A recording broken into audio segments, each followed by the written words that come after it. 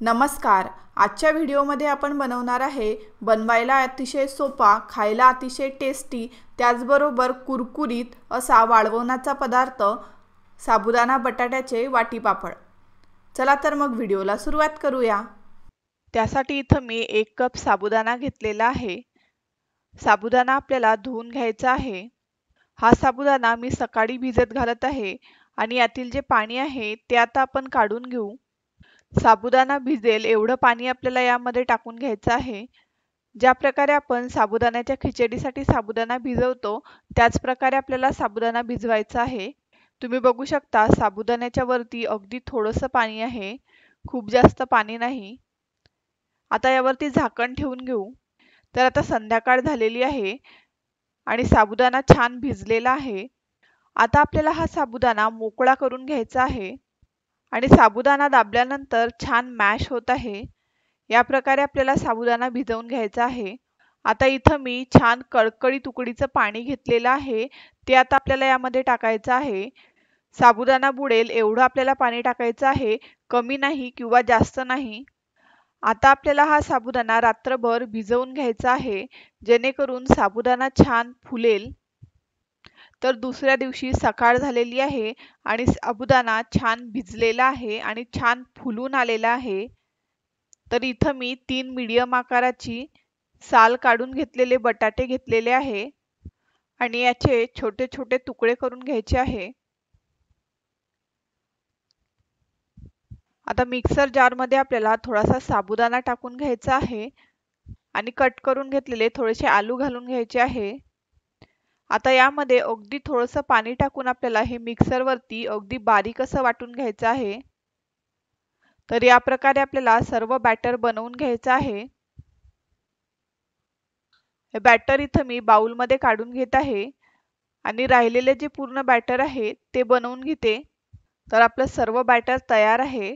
आता यामध्ये चवीनुसार हिरवी मिरची आणि जिऱ्याचा ठेचा। तुम्ही उपवासाला जर का जिरं खात नसाल तर जिरं नाही घातलं तरी चालेल। चवीनुसार मीठ आणि हे व्यवस्थित मिक्स करून घेतलं। हिरवी मिरचीच्या जागी तुम्ही इथं लाल तिखटाचा पण वापर करू शकता, पण त्यामुळे लालसर कलर येतो। तर बॅटर मिक्स झालेला आहे। आता इथं मी एक प्लास्टिकचा कागद टाकून घेतलेला आहे। त्यानंतर आपल्याला एक ग्लास घ्यायचा आहे आणि त्यामध्ये पाइपिंग बॅग ठेवून घ्यायची आहे। तुमच्याकडे जर का पाइपिंग बॅग नसेल तर तुम्ही साधी पिशवी घेतली तरी चालेल, मिठाची किंवा दुधाची। आणि आता यामध्ये हे बॅटर टाकून घ्यायचं आहे आणि वरच्या बाजूने हे बंद करून घ्यायचं आहे, जेणेकरून बॅटर दाबत असताना वरती येणार नाही। आता पाइपिंग बॅगचं आपल्याला जे टोक आहे ते कट करून घ्यायचं आहे आणि व्हिडिओ मध्ये दिसत आहे त्या प्रकारे आपल्याला बॅटर टाकून घ्यायचं आहे। हे तुम्ही तुमच्या आवडीनुसार लहान मोठे ठेवू शकता। यात बॅटरचे तुम्ही साध्या चमच्याने पळी पापड पण टाकू शकता, ते पण छान बनतात। आता आपल्याला हे सर्व छान 2 ते 3 दिवस कडकडीत वाळवून घ्यायचं आहे। जर का तुम्ही घरामध्ये वाळवत असाल तर 2 ते 3 दिवस लागतात, पण जर का उन्हामध्ये वाळवत असाल तर एखाद्या दिवसामध्ये छान वाळून जाते। तर इथं मी हे वाळवून घेतलेले आहे आणि छान खणखणीत असे वाळलेले आहे।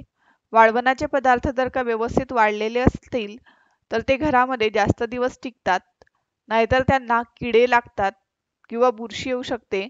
त्यामुळे छान वाळवून घ्यायचे। आता आपण हे तळून बघू। तर तेल गरम झालेलं आहे। तुम्ही बघू शकता हे किती छान फुलून येत आहे। बनवायला अगदी सोपे आणि अगदी कमी टाइमामध्ये हे बनून तयार होतात आणि मात्र खायला तर हे अप्रतिम लागतात आणि अगदी नरम छान कुरकुरीत होतात।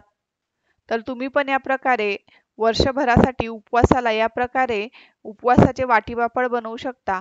रेसिपी आवडली असेल तर लाईक करा, शेअर करा, कमेंट करा आणि हो, चॅनलला सबस्क्राईब केलं नसेल तर लवकर सबस्क्राईब करा।